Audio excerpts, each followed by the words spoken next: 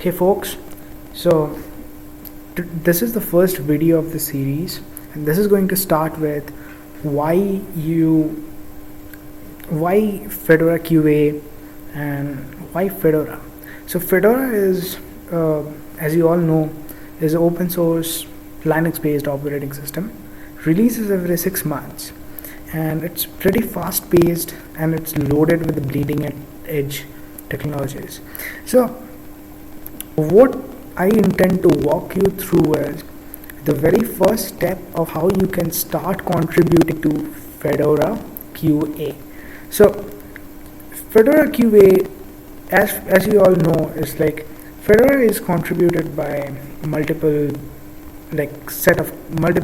contributors all around the world. And what happens is, if you have if people start contributing, then there is a point when people have tons of bugs in the code, and it's very essential for the QA team to test it before release, because we just don't give Fedora just for the sake of an operating system, but we provide it with the best possible features, and it's performance optimized, it's stable, and all the goodness loaded inside.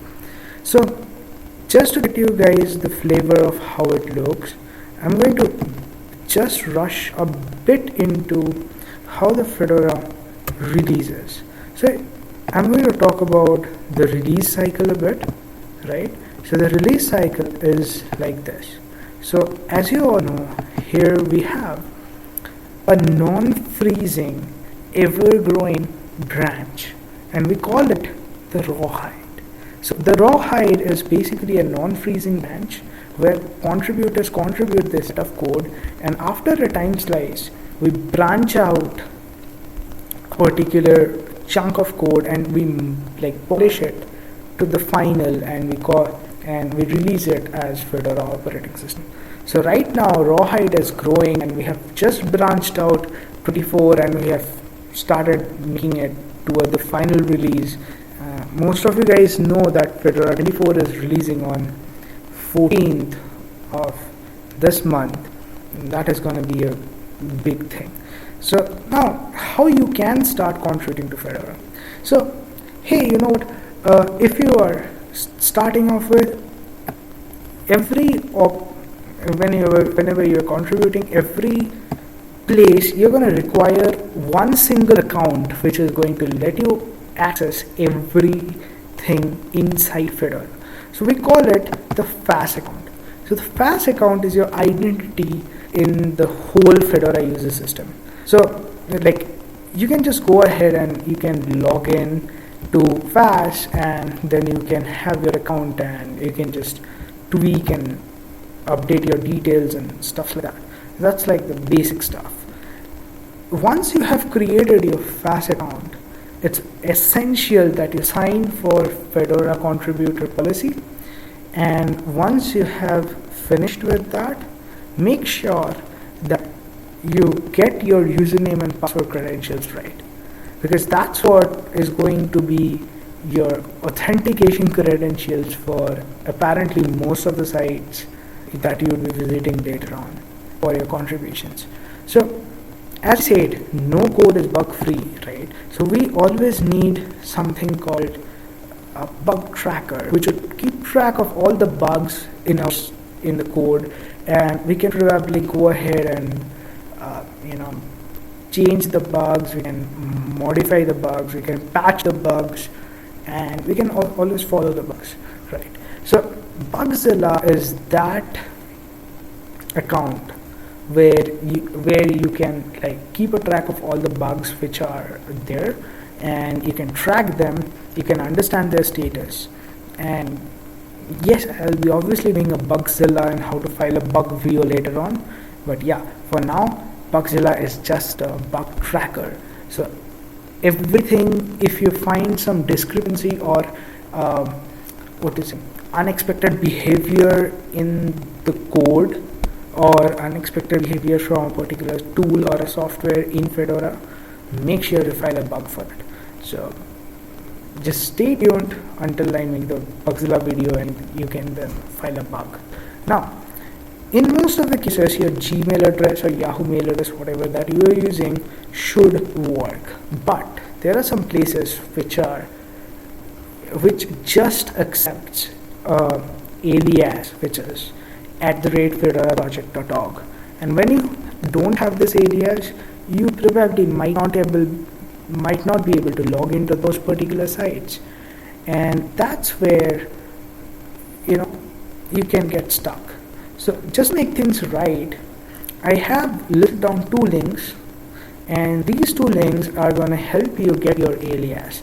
So if you have a Gmail account, you can go to the community blog, and once you are inside the community blog, so you can just go ahead and set up your email alias. It's like a step-by-step procedure which is listed down and just works. So when you have your email alias, it's important for few sites. It's not important for all the sites, but it's better to have @fedoraproject.org alias. And now, after you are done, so right now you are like 75% set for your contributions. You need to know 2 major communication channels where you can talk to other people and also understand what is happening on the other part of the world. So there's something called IRC. So IRC is like a one-to-one and one-to-many interaction medium where you can talk mostly on topics which are related to the channel. So let's say you have Fedora QA channel, right? So in Fedora QA channel, this is a public channel where you can just go ahead, so let's say you can type in your name and you can just go ahead and log in, and well, you know what, you can just, when you go inside the IRC, you have a list of users who will be just there, and you can just talk to them. As you see, I have a list of users here and I just logged in, and if I want to ping someone personally, I can just go ahead and do a tap and go to query, and it would open in a totally new tab, and I can just type whatever I want. Or if I want to chat with anyone or post a questions so that people can answer, I can just type it here. So that's like the Fedora QA channel. Now, most of the times, if you're stuck in something which you really want to have an answer of, Fedora, the QA channel is the most helpful one. But in most of the cases, you'll find yourself in doubt and you would like to discuss on that topic a bit more. So in that case, there is something called mailing list. So in Fedora QA, we have a test mailing list. So this test mailing list, what it does is, you can just go ahead and log in. Once you log into this mailing list, you'll get an option called subscribe. The moment you subscribe to the mailing list, you will be getting the updates of whatever is happening throughout the world. And also, if you have something to discuss, you can post that on the mailing list and people will reply to it. And that's what is mailing list is all about. So if you want to have a purely one single topic interaction, or you want to discuss something which you're not sure about, or if you want to know something, or if you want to stay in touch, test channel is the channel to be. Now the last part. So every time you want to, every time a new contributor comes in, he needs to talk to us to understand that he's a new contributor. So what does he do? He generally creates his Fast account, his Bugzilla, and then gets his email alias, and then directly jumps to the mailing list and writes an introduction email to us saying, hey, I am ABC and I would like to contribute to Fedora QA, and we just go ahead help them do QA. So that's like the basic stuff. Make sure that you stay tuned to this channel, because we'll be coming up with release validation testing, update testing, a Bugzilla session, and a session in GitHub to get you guys onboarded with Fedora QA as fast as possible.